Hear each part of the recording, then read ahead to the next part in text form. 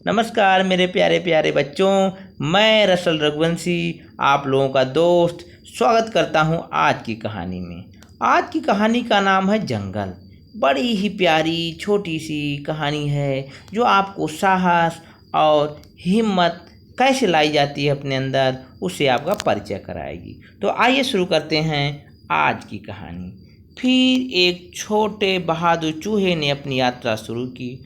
उसने अपने घर की सुरक्षा को छोड़कर जंगल खोजने का अपना मन बनाया। उसने वहाँ जो कुछ अनुभव किया उसे उसकी पहले से कोई उम्मीद नहीं थी।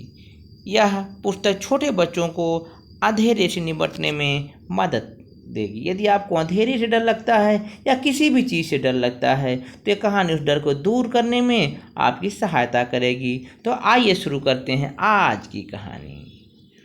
मुझे हमेशा अंधेरी और अनजानी जगहों से डर लगता था। शायद इसलिए मुझे जंगल से भी डर लगता था। रात में सोते समय मैं अक्सर इन स्थानों को सपने में देखता था और फिर डर के मारे पसीने से लथपथ उठकर बैठ जाता था। दिन में भी मुझे डर लगता था। मैं जो कुछ भी करता या कहीं भी जाता उससे कुछ फर्क नहीं पड़ता था। एक रात मुझे इतना भयानक डर लगा कि मैं उसे सहन नहीं कर पाया। सुबह मैं अपने घर के दरवाजे में खड़ा था। मुझे अलाव के पास गर्म पलंग, आराम कुर्सी और मेरी मनपसंद चीज़ें दिखाई दे रही थीं। मैंने दरवाजे का हैंडल घुमाया और फिर बाहर जाकर अपने पीछे दरवाज़ा बंद किया। फिर मैं जंगल के बीच में से चलता हुआ आगे बढ़ा। मैं गांव के एक एक चप्पे को अच्छी तरह जानता था। मैं अपनी चिर परिचित दुकानों के बीच से गुजरता और मैं एक टेढ़ी सड़क पर आगे बढ़ता गया। चित्र में आप देख सकते हैं कि चूहा धीरे धीरे आगे बढ़ रहा है और कहानी भी धीरे धीरे आगे बढ़ रही है। मुख्य सड़क पर पहुंचने के बाद मेरा दिल जोर से धड़कने लगा। मुझे अब कुछ भी अच्छा नहीं लग रहा था। मैं खुद को इस बड़ी दुनिया में बहुत छोटा महसूस कर रहा था।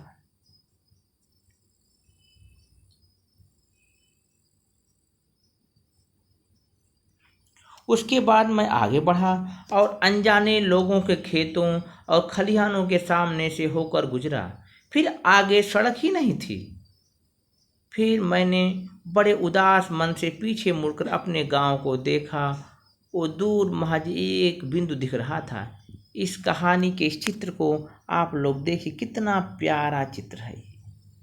आइए आगे बढ़ते हैं। मेरे सामने बहुत सारे विशाल पेड़ हवा के झोंकों में अपने सिर हिला रहे थे। आगे जंगल था। क्या मैं पीछे मुड़ूं? क्या मैं पीछे मुड़कर अपने घर की सुरक्षा में वापस जाऊं? इन्हीं सोच विचार के साथ वह प्यारा सा नन्हा चूहा आगे बढ़ता रहा। नहीं, मैं अब काफ़ी आगे आ चुका हूँ। मेरे मन में डर था, कहीं मैं जंगल में खो तो नहीं जाऊंगा। जंगल में कोई जंगली जानवर मुझे खा तो नहीं जाएगा। मैं वहाँ कहीं डर से मर न जाऊं। आखिरकार वह प्यारा छोटा चूहा जंगल के द्वार में प्रवेश करने लगा। फिर मैंने जंगल के अंदर अपना पहला कदम रखा। मैं दो बड़े पेड़ों के बीच में से होकर आगे बढ़ा। वे दोनों पेड़ जंगल के द्वार जैसे खड़े थे। चित्र में आप देख सकते हैं।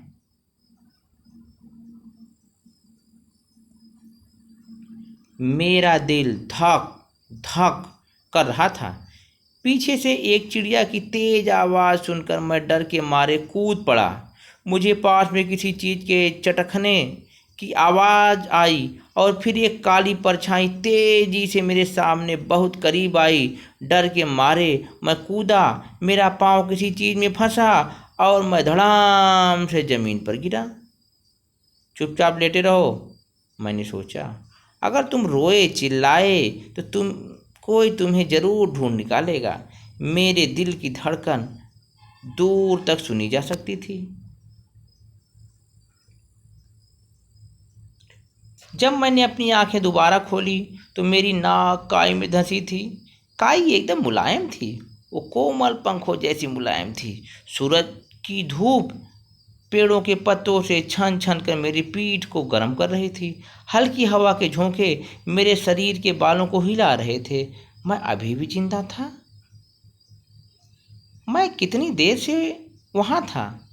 फिर एक तितली में किसी परी जैसे अपने पंख फड़फड़ाते हुए मेरे पास आई।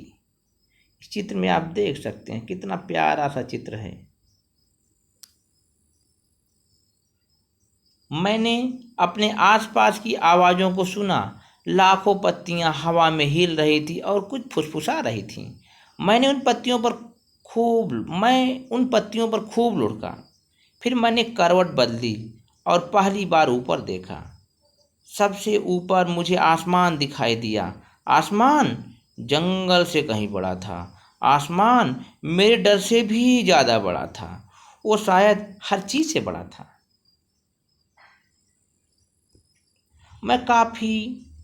मैं वहाँ काफ़ी देर लेटा रहा और वहाँ की अद्भुत सुंदरता को निहारता रहा। फिर अंत में रोशनी कम होने लगी। इस चित्र में आप देख सकते हैं। ये देखिए प्यारा सा जंगल का चित्र, कितना सुंदर चित्रण किया गया है। इसमें आप लोग खोजिए उस प्यारे से चूहे को, आखिर वो नज़र कहाँ आ रहा है। आइए अब आगे बढ़ते हैं। उसके बाद जंगल की अनूठी सुंदरता को अपने यादों में संजोए हुए मैं धीरे धीरे चलते हुए वापस घर लौटा। और इसी के साथ ये कहानी समाप्त होती है। मुझे विश्वास है कि आप लोगों को ये कहानी पसंद आई होगी। तो मैं विदा कर लेता हूँ आज की कहानी से। नमस्कार, जल्द फिर आप लोगों से मुलाकात होगी।